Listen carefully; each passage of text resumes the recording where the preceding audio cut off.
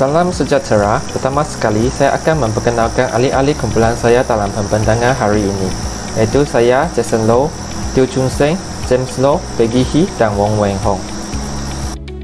Tajuk kita adalah berkaitan dengan falsafah alam sekitar, iaitu tanggungjawab moral dalam menangani sampah plastik.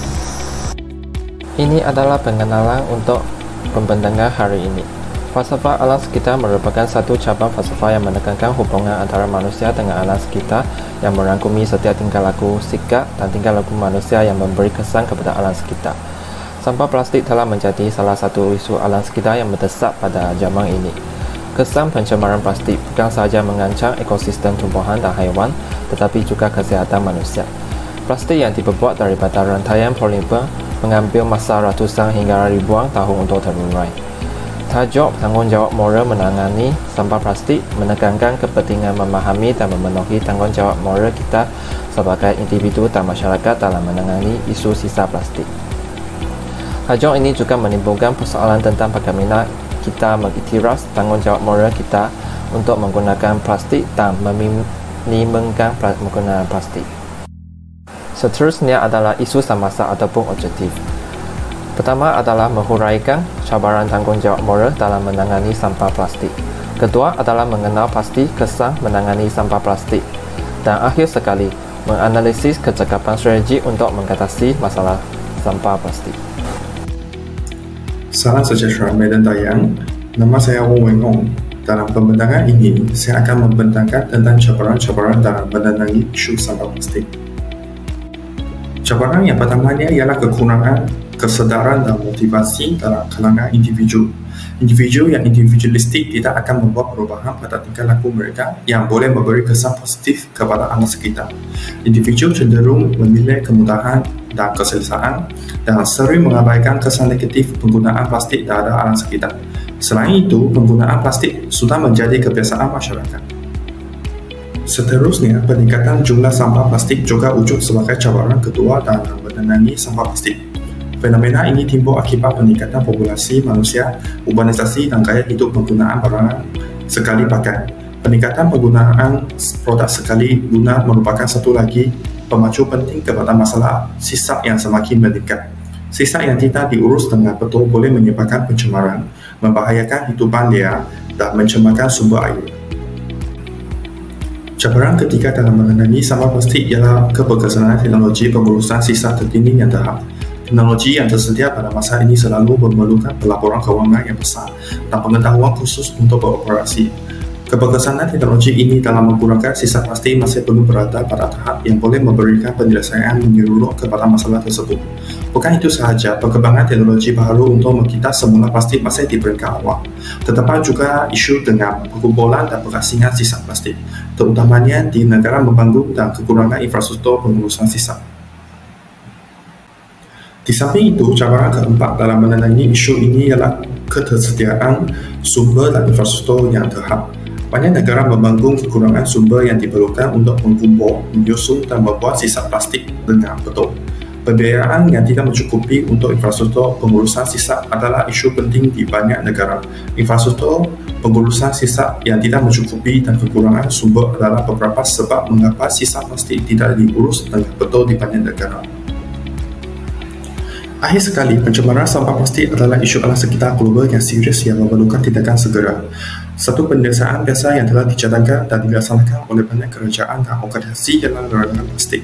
Ketidakcakapan larangan plastik pun menjadi cabaran dalam menangani sampah plastik. Hal ini demikian kerana larangan plastik hanya menyelesaikan plastik sekali guna yang membentuk sebahagian besar sisa plastik. Ini adalah pembentangan saya dalam bahagian tersebut. James akan menjadi pembentang yang seterusnya. Sekian, terima kasih. Salam sejahtera, nama saya James Ocean Hill. Saya akan membentang kesan mengenangi sampah plastik. Kesan berikutnya dapat meningkatkan amalan pengurusan sisa dan memperkenalkan insentif keuangan. Dapat mengubah kebiasaan pengguna, peruncit, dan penerbit. Dapat menerapkan kebijakan yang kuat, mendorong model reka bentuk, dan mengeluarkan plastik yang lebih berputar. Seterusnya, dapat melindungi lingkungan dari pencemaran. Sampah plastik yang tidak diurus dengan baik dapat mencemari ekosistem air termasuk sungai dan laut. Pencemaran plastik dapat merusak kehidupan laut, mengancam spesies yang bergantung pada ekosistem laut, dan mempengaruhi rantai makanan. Dapat melindungi kesehatan manusia karena sampah plastik mengandung bahan kimia berbahaya seperti BPA dan ftalat. Kesan mengenangi sampah plastik juga dapat memiliki manfaat ekonomi, dapat menciptakan lapangan kerja baru dalam industri sekitar semula, dan mempromosikan pertumbuhan ekonomi yang berkelanjutan. Peluang inovasi dalam pengembangan teknologi baru dan solusi yang lebih ramah ke lingkungan. Salam sejahtera, saya Tiu Chun-seng akan menerangkan strategi yang berpotensi untuk mengatasi sampah plastik.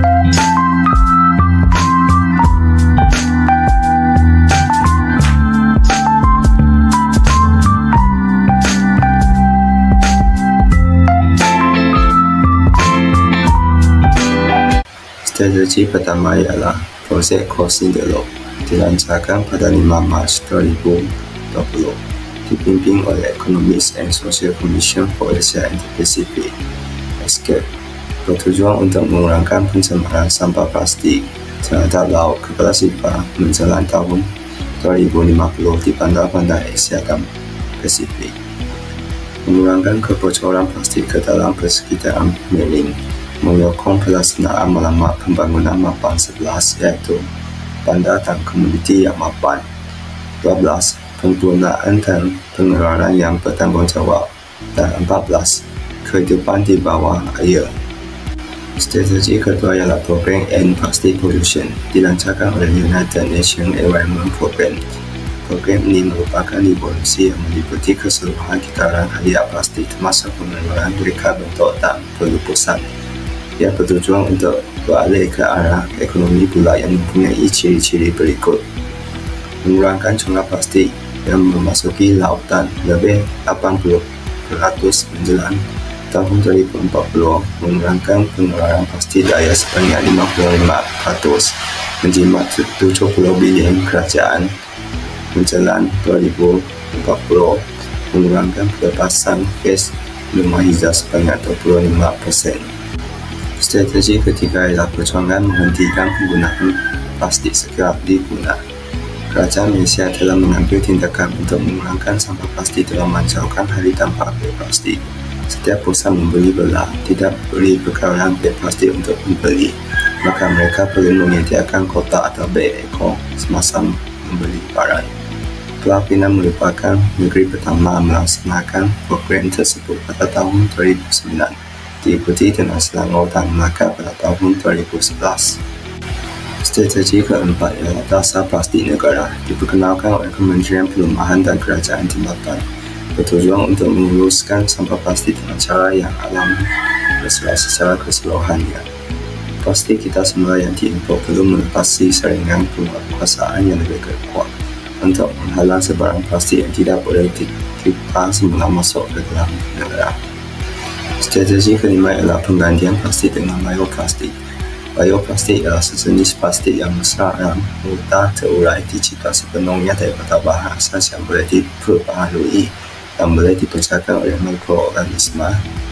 Strategi ini dapat mengurangkan sampah plastik di atas bumi beratus-ratus tahun yang akan mencemarkan alam sekitar. Strategi keenam ialah amalan 6R, iaitu Reduce, Reuse, Recycle, Refuse, Remove, and Rally. Strategi ketujuh ialah Hari Hak-Hak Pengguna. Ia bertujuan untuk menangani pencemaran plastik yang melibatkan semua pengguna untuk meningkatkan kesedaran tentang kesan negatif penggunaan plastik. Pelan hala tuju Malaysia ke arah sifat plastik guna tunggal tahun 2018 hingga 2030 ke arah masa depan mapan. juga telah diwujudkan oleh Malaysia untuk menghapuskan penggunaan plastik sekali guna menjelang tahun 2030 demi meningkatkan kualiti alam sekitar di Malaysia. Salam sejahtera, nama saya Peggy Hee Ching Yi. Dalam kajian ini, kumpulan kami menggunakan kaedah boran soal selite dalam bentuk Google Form untuk mengumpulkan pendapatan daripada 30 orang responden yang merupakan pelajar-pelajar tahun 2 program ukur bahan di UNIMAS. Terdapat 4 bahagian dalam boran soal selite. Bahagian A berkaitan dengan maklumat responden. Bahagian B ialah cabaran tanggungjawab moral dalam menangani sampah plastik. Bahagian C tentang kesan menangani sampah plastik. Dan bahagian D adalah kecekapan strategi untuk mengatasi sampah plastik. Maklumat responden dikumpulkan dari segi jantina, umur, kaum, dan agama. Kebanyakan responden dalam kajian ini adalah perempuan. Dalam segi umur, antara 22 tahun hingga 23 tahun mendapat peratusan yang tertinggi, manakala 24 tahun dan ke atas mendapat peratusan yang paling rendah. Kebanyakan responden adalah kaum Melayu dan agama Islam mendapat peratusan yang tertinggi berbanding dengan agama yang lain. Melalui analisis, kami mendapati bahawa kebanyakan responden iaitu 29 orang responden bersetuju dengan pendapatan kekurangan kesedaran dan motivasi dalam kalangan individu serta ketidakcekapan larangan plastik menjadi cabaran yang terbesar dalam menangani sampah plastik. Manakala terdapat 22 orang responden sahaja bersetuju bahawa kempen dan program kesedaran yang dilaksanakan oleh kerajaan dan badan bukan kerajaan dalam kalangan masyarakat dalam usaha untuk mengurangkan penggunaan plastik kurang mendatangkan kesan yang ketara. Dalam kesan menangani sampah plastik, selama 29 orang responden bersetuju bahawa usaha menangani sampah plastik banyak mendatangkan manfaat ekonomi melalui ciptaan lapangan kerja baru dalam industri kita semula.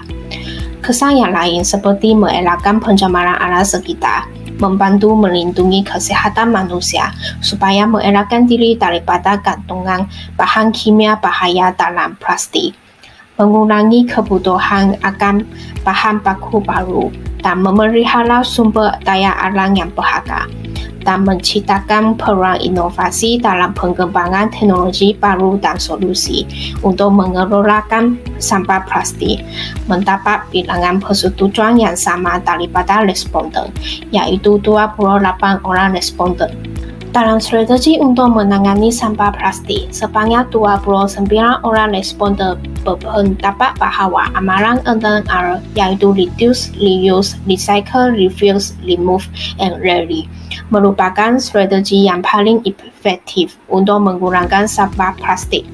Strategi kempen Hari Hak Pengguna yang bertema menangani pencemaran plastik bagi tujuan untuk meningkatkan kesedaran pengguna tentang kesan negatif penggunaan plastik mendapat persetujuan yang terendah daripada responden, iaitu 25 orang responden sahaja berbanding dengan strategi yang lain.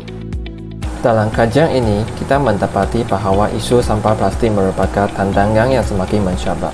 Isu ini memerlukan perhatian dan tindakan segera dari individu, pemerintah dan organisasi di seluruh dunia. Bagi penambahbaikan, kita mencadangkan untuk memperluaskan kempen bebas plastik di Malaysia secara merata ke seluruh negara melalui suatu polisi yang seragam dan pelancaran yang serentak. Kerajaan juga perlu memperketatkan pemantauan terhadap penggunaan plastik dan mencatat hasil pendapatan ataupun charge dari setiap negeri. Secara keseluruhan, menjaga, memelihara dan memelihara alam sekitar adalah tanggungjawab yang melekat pada setiap individu di bumi ini. Selamatkan bumi dari bebanan beg plastik. Itu saja daripada kami. Sekian, terima kasih.